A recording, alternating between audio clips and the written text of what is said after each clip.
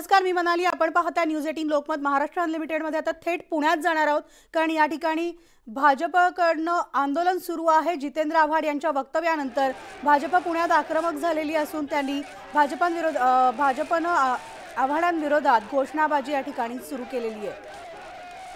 तर राष्ट्रवादीचे आमदार जितेंद्र आव्हाड यांनी केलेल्या रामाच्या मांसाहाराच्या वक्तव्यावरून आता पुण्यामध्ये भाजप आक्रमक झालेली पाहायला मिळते. आमचे प्रतिनिधी चंद्रकांत फुंदे आपल्यासोबत आहेत. थेट चंद्रकांतकडे जाणार आहोत. चंद्रकांत, म्हणाली आत्ताच भाजपवाल्यांनी तिरडी काढली होती जितेंद्र आव्हाडांची आणि तिरडी पोलिसांनी कशी ताब्यात घेतली आणि थेट पोलीस स्टेशनमध्ये नेऊन ठेवलेली.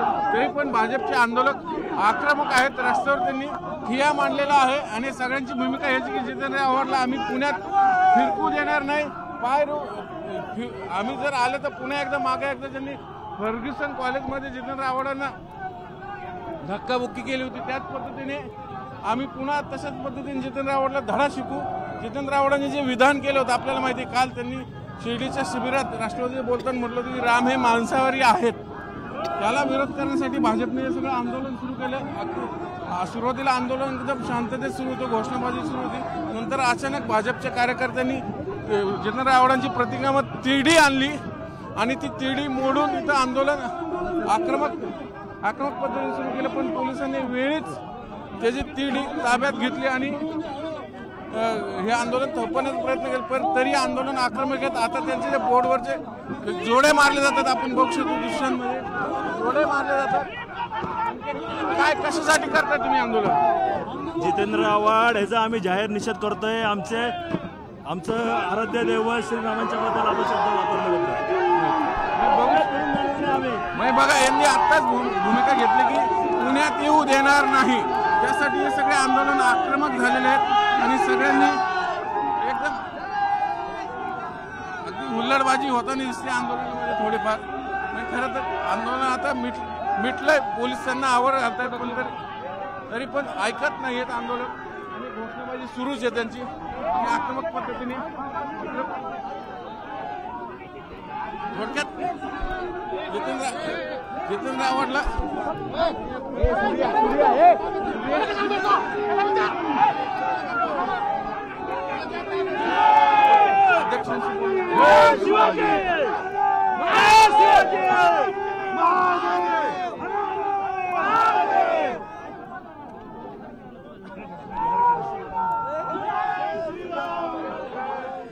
तरी थेट दृश्य पुण्यामधली आहे. पुण्यामध्ये भाजपचे कार्यकर्ते आक्रमक झालेले आहेत. जितेंद्र आव्हाडांविरोधात घोषणाबाजी सुरू आहे. तमाम हिंदू धर्मीयांचं श्रद्धास्थान असणाऱ्या प्रभू श्रीरामांचा अपमान या दळभद्री जितेंद्र आव्हाडनी केलाय. या जितुद्दीनला धडा शिकवल्याशिवाय कोणताही रामसेवक गप्प बसणार नाही. आपण पाहतोय की देशभरामध्ये एक आनंदाची लहर आहे. 22 तारखेला प्रभू श्रीराम हे राम मंदिरामध्ये विराजमान होत आहेत. अनेक वर्षांची प्रतीक्षा झाल्यानंतर प्रभू श्रीरामांचं मंदिर स्थापन झालंय. मला असं वाटतं की हिंदू धर्मीयांच्या श्रद्धांशी खेळ करण्याचं काम शरद पवार आणि त्यांचे बंधू करतात. आम्ही त्यांना योग्य त्या भाषेमध्ये उत्तर देऊ. माझं जितेंद्र आव्हाडला खुलं आव्हान आहे, पुण्यात आल्यानंतर पुण्यातला रामसेवक तुम्हाला सोडणार नाही. तुम्हाला योग्य त्या भाषेमध्ये आम्ही उत्तर देऊ. पाठीमागे फर्ग्युसनला ज्या पद्धतीने झालं होतं तसंच करणार तुम्ही? जितेंद्र आव्हाड आणि शरद पवारांचे बगलबच्चे हे जातीयवादी आहेत.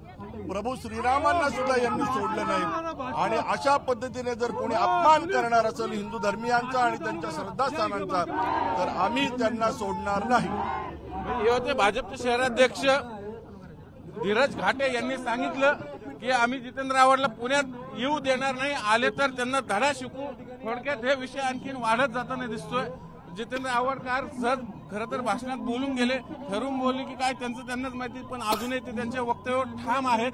की होय राम त्या काळात अँथ्रोपॉलॉजी जर स्टडी केला तर 14 वर्ष जंगलात राहणं माणूस शाकाहारी राहू शकणं शक्य नाही, म्हणून ते मांसाहारी निश्चित असणार असा जितेंद्र आव्हाडांचा दावा आहे। त्याच दावा खोडून काढण्यासाठी भाजपने आणि आमच्या भावना दुखावल्या गेलेल्या आहेत, म्हणून भाजपचे आंदोलक इथे एकदम रस्त्यावर ठिय्या मारून बसलेले आहेत आणि त्यांचं म्हणणं आहे की जितेंद्र आव्हाडांवर गुन्हाच दाखल झाला पाहिजे। त्यांचे तिरडी इथून हलवलेले आहे, आपण पाहू शकतो म्हणाले। ती बरोबर आहे, हातामध्ये फलक घेऊन हे कार्यकर्ते पुण्यामध्ये रस्त्यावर उतरलेले पाहायला मिळतात। त्याचबरोबर जितेंद्र आव्हाडांची तिरडी सुद्धा या ठिकाणी बांधण्यात आलेली होती। भाजप कार्यकर्ते जोरदार आक्रमक झालेले असून आव्हाडांविरोधात या ठिकाणी घोषणाबाजी सुद्धा केली जाते। राज्यभरामध्ये भाजपकडून आंदोलन केलं जात आहे। मुंबई आणि पुण्यात भाजपनं आंदोलन केलंय, तर पुण्यामध्ये सुद्धा आव्हाडांची प्रतिकात्मक अंत्ययात्रा काढण्यात आली, तर मतांसाठी हिंदू धर्मियांच्या भावना दुखावल्याचा आरोप सुद्धा त्यांनी केलेला आहे। आणि ही थेट दृश्य आपण पुण्यामधनं पाहतोय। पुन्हा एकदा जाऊयात आमचे प्रतिनिधी चंद्रकांत फुंदे यांच्याकडे। चंद्रकांत, आपल्या सगळ्यांनाच माहिती आहे शिर्डीमध्ये 2 दिवसीय राष्ट्रवादीचं खरं तर शिबिर सुरू आहे। या ठिकाणी शरद पवार आज मार्गदर्शन करणार आहेत। ते नेमकं आता या सगळ्या मुद्द्याला घेऊन काय बोलतायत याकडे लक्ष लागलेलं असताना राज्यभर भाजप जी आव्हाडांविरोधात आक्रमक झालेली पाहायला मिळते। ठिकठिकाणी आंदोलन सुरू आहे, ठिकठिकाणी घोषणाबाजी केली जाते, तर पुण्यात सुद्धा हे कार्यकर्ते आपल्याला आक्रमक झालेले पाहायला मिळत आहेत। चंद्रकांत,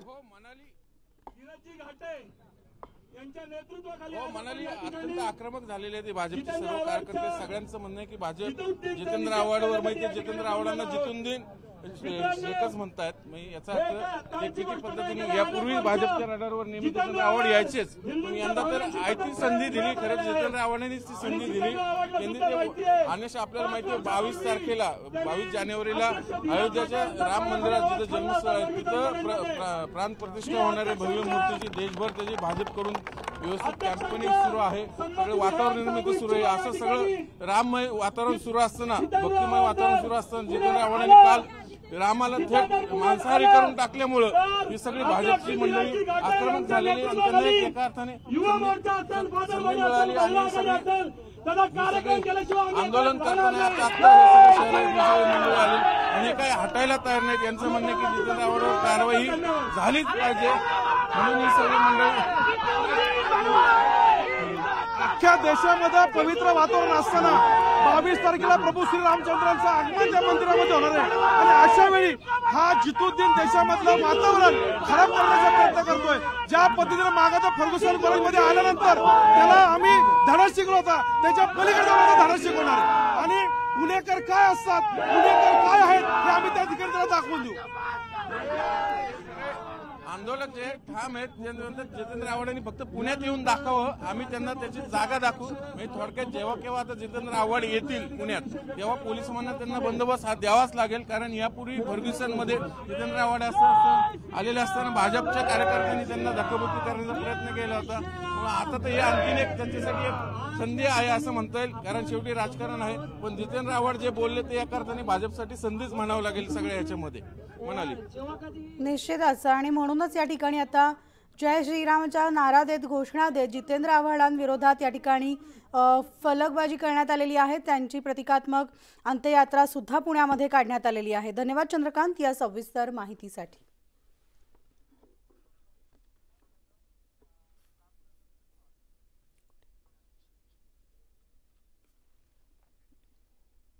तर आपण पाहिलं आव्हाडांविरोधात भाजप सगळीकडेच आक्रमक झाली आहे। राज्यभर भाजपकडून आंदोलन केलं जात आहे। मुंबई आणि पुण्यात सुद्धा भाजपनं आंदोलन केलंय, तर मुंबईत घाटकोपर पोलीस ठाण्याबाहेर भाजपनं आंदोलन केलं असून आव्हाडांवर गुन्हा दाखल करण्याची मागणी भाजप आमदार राम कदम यांनी केली आहे। पुण्यामध्ये आव्हाडांची प्रतिकात्मक अंत्ययात्रा एकीकडे काढण्यात आली। मतांसाठी हिंदू धर्मियांच्या भावना दुखावल्याचा आरोप सुद्धा त्यांनी केलाय।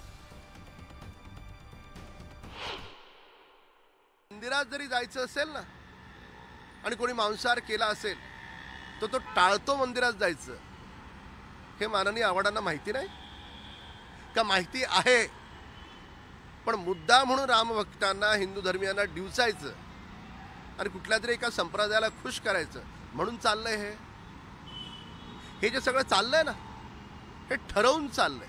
भव्य आणि दिव्य राम मंदिर बनतंय, हे आव्हाडांना, शरद पवारांना, उद्धव ठाकरेंना, राहुल गांधींना कसं आवडेल? नाही आवडणार, आणि त्यांना ते आवडलं नाही हे त्यांच्या वक्तव्यातून येतंय। अगले 24 घंटों में वर्तक नगर पुलिस स्टेशन में उनके खिलाफ अगर एफआईआर नहीं हुई तो एक बड़ी महाआरती हम वर्तक नगर पुलिस स्टेशन के बाहर करेंगे। पुलिस को डॉक्टर जितेंद्र आव्हाड के खिलाफ एफआईआर दर्ज करनी होगी। इन्होंने हिंदू समाज के, हिंदू देवी देवताओं का अपमान करके उन्होंने आज जो अभद्र टिप्पणी प्रभू श्री राम पे की है, इसके लिए उनके ऊपर एफआईआर दाखल होनी चाहिए। मला वाटत नाही पक्षाचा ह्या गोष्टीचा तसा काही संबंध नसतो। वैयक्तिक विचार होता, वैयक्तिक विचार त्यांनी व्यक्त केले। मला वाटतं बोलताना सगळ्यात धारदार शस्त्र जर काही असेल तर ते मला असं वाटतं आपली जीभ आहे, आपलं बोलणं आहे। आणि त्यामुळे ते नक्कीच आपण सगळ्यांनीच बोलताना सगळ्यांनीच त्या ठिकाणी चांगली काळजी घेतली पाहिजे। तर आता जितेंद्र आव्हाडांच्या विरोधामध्ये शिर्डीमध्ये पहिली तक्रार दाखल करण्यात आली आहे। आव्हाडांवर धार्मिक भावना दुखावल्याच्या कलमाखाली गुन्हा दाखल करण्याची मागणी त्यांनी केली असून व्हीप आणि बजरंग दल कार्यकर्त्यांनी ही मागणी केलेली आहे।